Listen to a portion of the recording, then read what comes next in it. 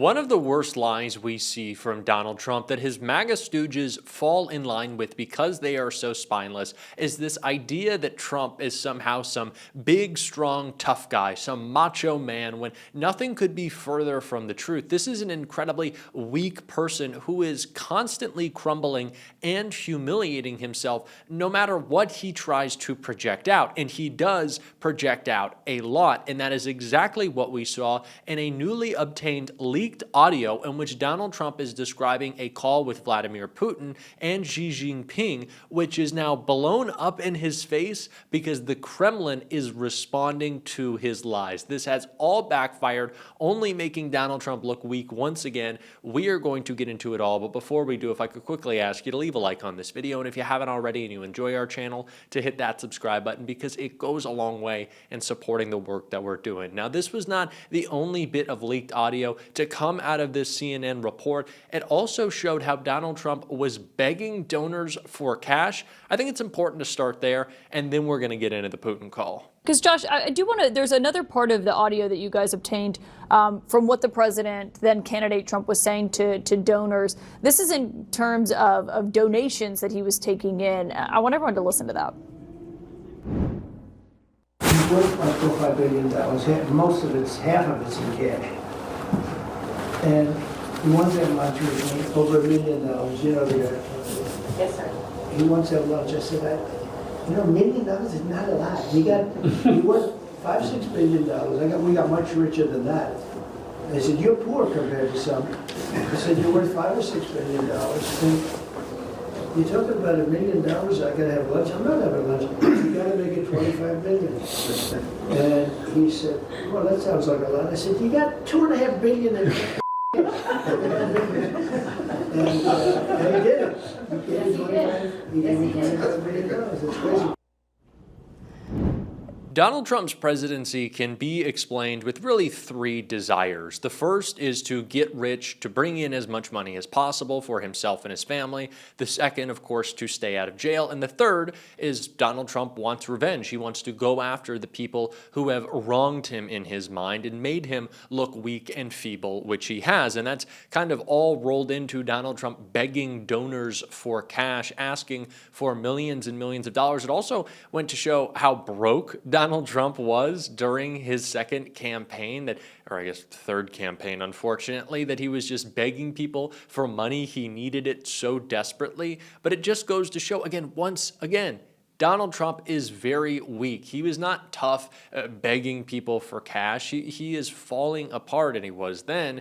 And it's really shown with his relationship with Vladimir Putin, who is consistently walking all over him. Just remember this tweet right here. It was only a few short weeks ago that Trump wrote, "I am not happy with Russian strikes on Kyiv, not necessary and very bad timing. Vladimir, stop. 5,000 soldiers a week are dying. Let's get the peace deal done." Donald Trump's idea of diplomacy is, Vladimir, please, you've embarrassed me too much. You gotta stop it, Vlad. Please, I'm begging you here, Vlad. You know I love you, Vlad. That's Donald Trump's idea of being the strong leader, is melting down on his little posting app. It is ridiculous. But of course, Donald Trump wants to project out the strength. He wants to pretend he was the tough guy. So in that same conversation, when he was begging donors for money, he was also bragging to them about what he said to Putin and why he would have never invaded Ukraine if he was still president. It's all Joe Biden's fault. We're going to take a look at that leaked audio and then see what the Kremlin responded with. Learning those details as the audio reveals that Trump says that he threatened not just President Putin, but also China's President Xi Jinping. And this is what he told donors about what exactly that conversation looked like during a private fundraiser last year. To Putin, I said, if you go in to Ukraine, we're going to bomb the shit out of Moscow. I'm telling you, I have no choice. The public wants it. The public. So he goes like, I don't believe you. He said, no way. And I said, wait.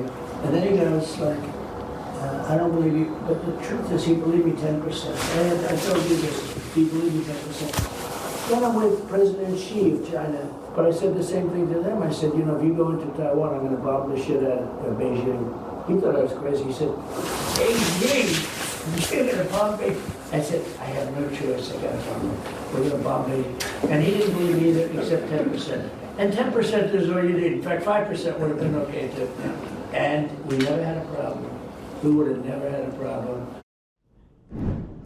The Trump campaign declined to comment on the content of what you just heard there, but the three deeply sourced reporters who acquired that exclusive audio are joining me now tonight. Josh Dawsey of the Wall Street Journal, Isaac Arnsdorf of the Washington Post, of course, also Tyler Pager of the Times as well, are all three the authors on the brand new book that is out today, 2024, How Trump Retook the White House Across America. And Josh Dawsey, I mean, you obviously have covered Trump along with me for years now. Given the audio of what you heard the president saying about Putin then, I wonder what you made of how fed up he seemed with him today. Well, I think what he was trying to tell the donors there, Caitlin, was that he could have deterred this. He could have stopped this. You heard him say on the campaign trail, if you reelect me, I can stop this immediately. And it's clear Vladimir Putin has not been listening to what Trump wants, right? I mean, Trump says, I've been doing all these calls, they're frustrating. Today he unleashed a profanity as he was sort of describing what he thought of Vladimir Putin and what he was doing. But what you see in that tape is Trump behind closed doors to his richest donors in New York, telling them, you know, I had control over these guys, basically espousing the madman theory, right? They thought I was just crazy enough that maybe I would have done something if they crossed me. And I used that to basically get them to do what I wanted them to do. And I think what the frustration you're seeing now from President Trump, you know, we've reported he says Vladimir Putin has changed. He makes all of these comments in private about how he used to think he had a better relationship with Vladimir Putin. And I think Putin's just not listening to him. Putin's not listening to what Trump wants him to do. Caitlin Collins, who helped break the story last night, wrote on Twitter, a Kremlin spokesperson declined to confirm the claim. It's hard to say. There were no phone calls at the time. As far as I understand, we're talking about a period when Trump was not president of the United States, he said. So the Kremlin is essentially denying that this ever even took place. So Donald Trump is bragging about something that never happened because he wants to appear strong. So that's one possibility. The other possibility is that the Kremlin is lying about what Donald Trump said, and in fact, this call did take place, that Putin was being threatened, Xi was being threatened, Donald Trump was saying he was going to bomb everyone. I find that a little worrying, considering Donald Trump now wants to bomb everyone once again. And wasn't this the no new wars guy? Wasn't this the peace guy? But we should keep in mind how much Donald Trump has declined. I know he's never really been there, but how much more erratic he's become over the past couple of years. If Donald Trump was just threatening everyone with bombs, what is he doing now? If you don't agree to his tariffs, is he going to bring out the nuclear option? And there's no one to check him. You think Pete Hegseth is going to stand in Donald Trump's way? Pete Hegseth will applaud and laud everything Donald Trump does. He is a complete yes man, except when it comes to Ukraine, apparently, where Pete Hegseth has been skating the authority of the president, going around the White House, and it's probably because there's not a lot going on up there for Trump. And MSNBC was part of breaking that story that CNN initially put forth, and the response from the host of Morning Joe, I think, was pretty spot on. He does seem fed up, and I would just suggest that people who say there's no way he's going to stand up to Vladimir Putin need to look back to what everybody was saying before the attack on Iran's nuclear facilities. Everybody was saying, oh, well, the 2 weeks. He's saying 2 weeks. This means he's not going to move on it. He ended up catching Iran and the rest of the world off guard. I wouldn't be surprised if he doesn't allow the Senate to move forward with sanctions, if he doesn't start doing some things that will bring Vladimir Putin to the table. It's because, again, there's no other option. If he wants this war to end, he can't have the Secretary of Defense just going off on his own. I guess also the Secretary of Defense. What is that? That's been a problem from the very beginning. Mike Barnicle talked about how Susie Wiles runs a tight ship. Everybody you talk to going in and out of the White House will tell you that it's a massively different White House this time as far as how things are run than the first term. And, you know, they had problems with him during transition when he wasn't straightforward with them time and time again. And they kept getting surprised. The Trump transition team kept getting surprised. And now it keeps happening. It's happened with Signalgate. It's the first thing that really got them off of their sort of pace, fast pace, when they started. So you had Signalgate, You've had other episodes where, just real embarrassments coming out of the Pentagon, and now again reports that Pete Hegseth, I can't even Secretary think of Defense, of a parallel to this historically. I can't think of a historic parallel. I do know that if this had ever happened before another administration, Secretary of Defenses would be fired. The next day. Yeah, the next day. You don't undercut a commander-in-chief. He's the president. On an issue that. It is not stunning that we are seeing incompetence and corruption and scandals come out of Pete Hegseth's Pentagon, Pete Kegbreath, the Kegbreath Pentagon. But it is pretty gross, the unilateral action that Pete Hegseth is taking to hurt our allies. Let's be very clear. I also think it's important we keep in mind kind of what I like to call the Kash Patel rule.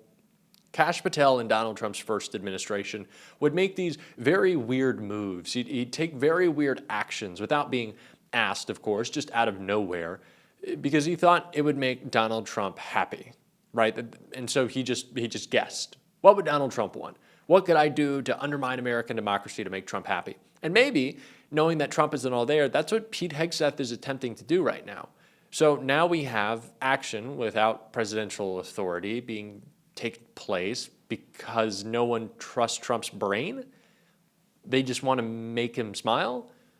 So we have an infant as our president? Is that what it boils down to? Well, clearly, take a look right here. The Ukrainians have asked the International Court to go after Russia for using toxic chemicals in the fight. Germany and Germany and the Netherlands have had intelligence saying that. What does U.S. intelligence believe, and what do you believe about the use of chemical weapons? And would you agree that that's a case for the court? Want us, John, maybe to discuss it if you'd like, John? Well, Mr. President, obviously chemical weapons, if it's documented and its use, it's illegal. It's against all international laws of armed conflict and treaties. And obviously I can't share in this room with this audience the intelligence that I can share with you privately, but obviously you're not going to stand or allow for any violations of international law by anyone. That's right. Thank you. It's happening in plain sight, and the mainstream media isn't even covering it. Donald Trump doesn't know what's going on really at all at any time. He's asking basic questions of Pete Hegseth, kind of whispering under his breath, "Hey, Pete, what's the answer? What's number 12? I know the guy had his SATs taken for him, but this is an embarrassment. And we're going to continue to call it out every single day on this show. And if you want to support that, as always, you can hit that subscribe button, leave a like on this video, and if you stuck around to the end, drop a blue heart in the comments. And until next time, I'll see you soon.